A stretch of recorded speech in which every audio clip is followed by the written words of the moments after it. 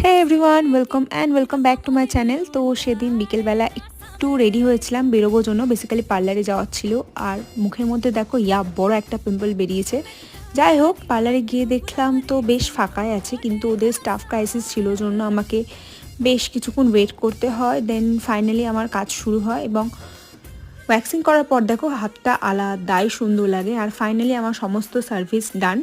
তারপর একটু খিদে পেয়েছিল, একটু না অনেকটাই খিদে পেয়েছিল, তো টুকটাক খেতে চলে গিয়েছিলাম।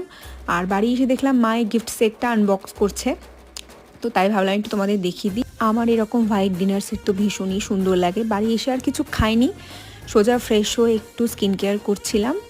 রাতে যা নাইট টাইম স্কিন কেয়ার করি, এখানে আমি তোমাদের একদমই এক ঝলক দেখিয়েছি বলতে পারো, বিশাল কিছু একটা করি না, যতটুকু দরকার আর কি। বাই দ্য ওয়ে, তোমরা যদি আমার নাইট টাইম বা ডে টাইম স্কিন কেয়ার দেখতে চাও আমাকে অবশ্যই কমেন্টে জানিও। আর আজকের মতো এইটুকুই, দেখা হচ্ছে পরে একটা ব্লগে। টাটা।